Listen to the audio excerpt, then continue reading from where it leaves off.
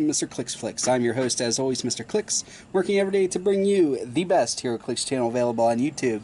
And today's video is a battle report of my venue's War of Light Month 2 event. Our event was 300 points constructed. We were lucky enough to make it so that each player got 2 War of Light boosters. Out of mine, this is what I was able to come up with. We did 300 point constructed. You were allowed to use the stuff from the scenario pack, and you were allowed to use your lantern battery, and that was about it. So let's go ahead and start off with my team. I ended up with White Lantern Kyle Rayner at 112 points, and I also used Mongol at 165 points, and I pulled a Blue Lantern ring, so I used that, and I pulled it and it didn't have a card, so had to borrow one from somebody. I think they're like 8 points, and they give you Perplex, but only to increase values. So because of Kyle's trait, Unity of the Spectrum, I ended up with a Sinestro Corps theme team, and I ended up at I think it was 282 points. So I couldn't really come closer than that, and there were a lot of people that were that way, and it kind of bit me in the hind end later on in the tournament, and you'll see why. So my first person I went up with, he had a non-themed team. He had oh, what's her name? I can't think of her name, but the girl with the Sinestro Corps with the wolf pack. He had Brother Him and Brother Wraith, or Worth, however you say his name. It was a pretty good team. Neither one of us really knew how to use that Sinestro Corps person that he had, and turns out he probably should have won. But there for a while, we stayed at range, just because I couldn't get him on actions. If I was getting to him, I was going to be have to sit there for a turn and not do anything, and I didn't like the thoughts of that. So we just kind of parried for a little bit. He took out my Kyle Rayner, because it's not really the strongest figure in the world. It does have that stop click, but other than that, it's really more of a secondary attacker with a first string attacker price tag. In my opinion, his mentored by each core is a good power that he has for a special. It makes it so that you can use standard power that a friendly character uses, but Mongol ended up not really having anything that was worth him copying other than the super strength, which again you don't really give an action to activate. So there was that. I ended up winning. I took his whole team. He just couldn't overcome Mongol. I kept perplexing down stuff, and ended up he'd missed by 1 or 2, and that was it. So the next person I played, this was his first or second event he's ever played in.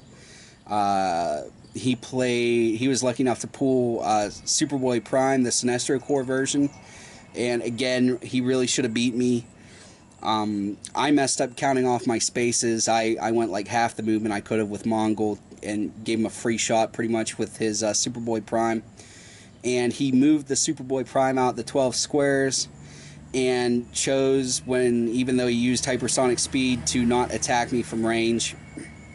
So, and then I based him, and he didn't bother rolling breakaway, and that was about it. My 2 characters to his 1 300 point Superboy Prime, he didn't do too good. He attacked me and just kept missing. So I played him in a second match and coached him through it, and then he did end up winning his third match because I showed him how to use his Superboy. You know, try to help him out. I'm not going to help you out during the event because it's War of Light. If it was a normal tournament, I would have helped him out, but since it wasn't, I waited until afterwards and then played a friendly match with him because ours was over pretty fast. And then my third match, I ended up playing against a Green Lantern themed team. I beat the Sinestro Corps Superboy Prime, if I didn't say that. So I played a Green Lantern themed team. He had Hondu,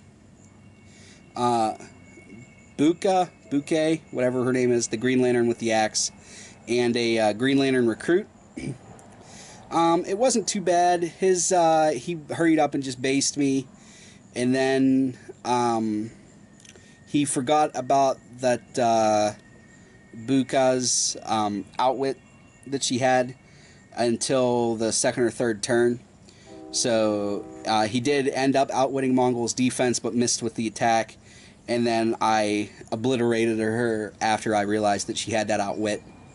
And then that was it. And then it was just a matter of whittling everybody else down. Kyle Rayner ended up taking out Handu. And then it was just a matter of time to take out the Green Lantern recruit. So I won that one. So I ended up 3-0, and we only played 3 matches.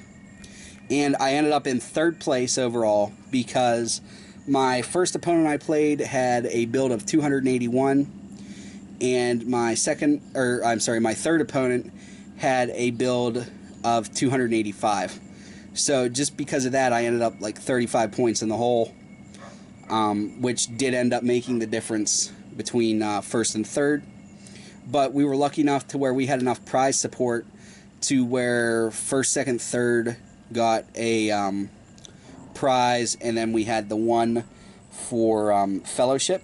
So I did win Akilo, who was the one prize that I really wanted because, like I've said before, because the set's so big, I'm just collecting Sinestro Core.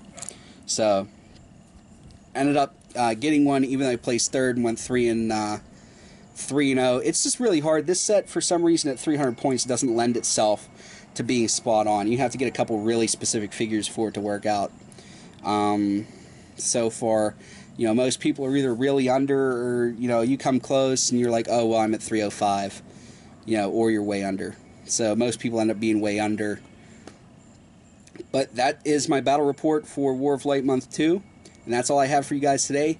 As always, please remember to like, comment, and subscribe so that you can be one of the first to view my Heroclix videos as they become available. Until next time, please remember that it's only critical miss if you don't have probability control.